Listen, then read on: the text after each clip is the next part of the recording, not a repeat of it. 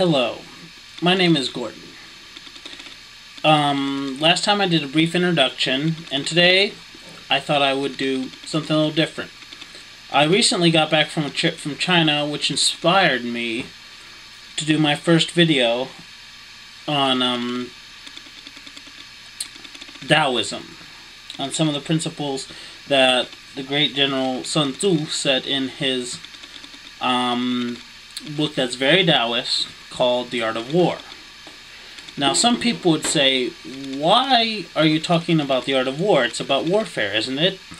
The answer would be no. It's actually about how to succeed in life, how to defeat that which burdens you,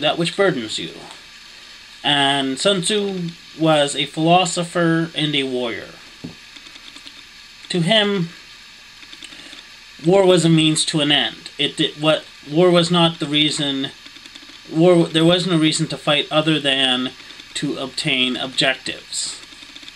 It wasn't that war was supposed to be endless. He in fact said that war pretty much costs money to wage war. It makes dampens the people's spirits, and it costs lives. He said war should be short. He said, I have heard of awkward speed, but I have not heard of a good prolonged battle. That being said, today I will be talking specifically about some of the things he said about knowing yourself. He said things such as, know yourself and know your enemy, and in 1,000 battles you will not be in peril. To me, this is an analogy on knowing your place in life and knowing what's going on around you. There are many hidden messages in this. To me, knowing what's going on around you is key in the world we live in today. Being grounded and centered allows us to see everything that's going on around us without eyes, without our physical senses. We are able to sense things then. And Sun Tzu knew this. He believed in knowing ourselves. In other words, what are our weaknesses? How can we strengthen our weaknesses? And how can we balance our strengths? How can we make it so that those... Excuse me. I'm getting back from... I got a little bit of a cold from going to China, which was a wonderful trip, by the way. But he believed knowing how to strengthen our weaknesses and spot the weaknesses in things we want to achieve. For instance, in business, let's say somebody let's say your competition and you are up for a raise. Being able to spot the weakness in his work and be able to do better than that in that area and see the weaknesses in your work and strengthen that area will allow you to get the raise. In your personal life, seeing what you're doing wrong in your life and allowing yourself to improve upon those areas, and seeing what you're doing right and allow yourself to balance those areas and smooth out the edges, and will allow you to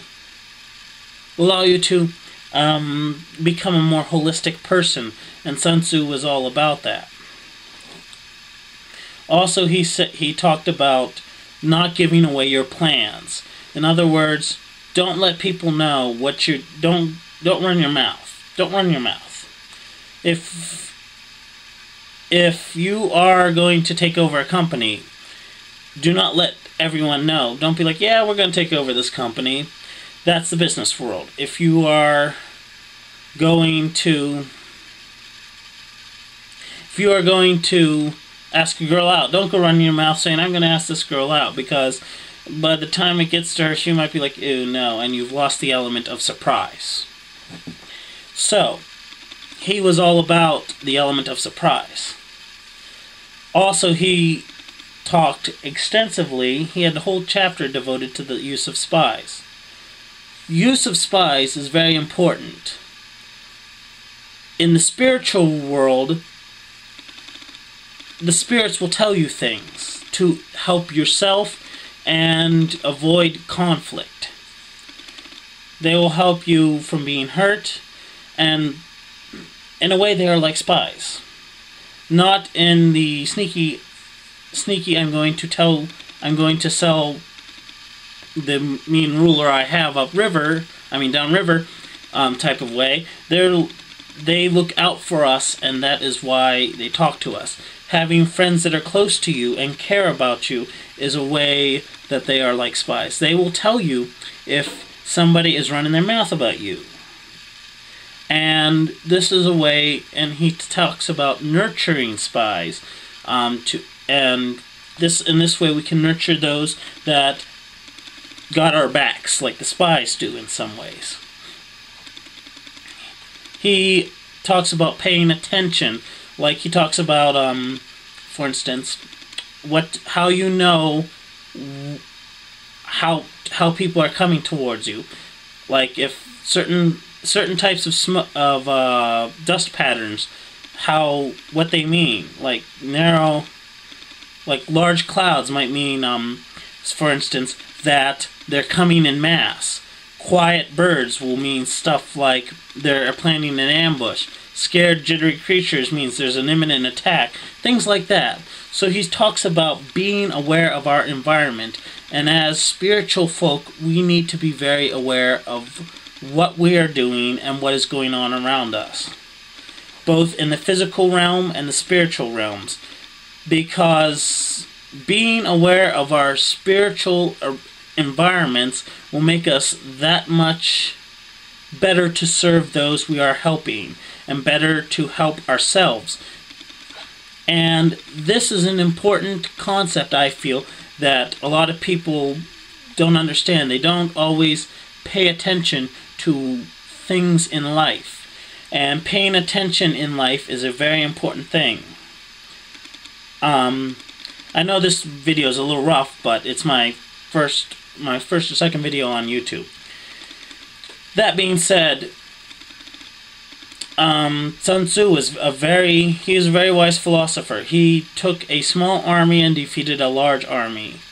He also understood things such as, if you put people in a position where it's life or death, they will become superhumans. If you put yourself, do not always purposefully put yourself in a situation of life or death, but if you put yourself in a place where you must be courageous, then you will succeed more if you just get up that gumption. I recommend anyone who wants to read more about the art of war, read it. It's very good. There's a lot of places that sell it. It's one of the greatest books in all time, in my opinion. And it really isn't about war. I mean, it's like the deep ocean. It's got several layers. The very surface layer is about warfare. I know I'm contradicting myself, but most of the layers are how to succeed in life and how to succeed against your own self. For we are our own worst enemies. And that is all. This is Gordon, and I am signing out.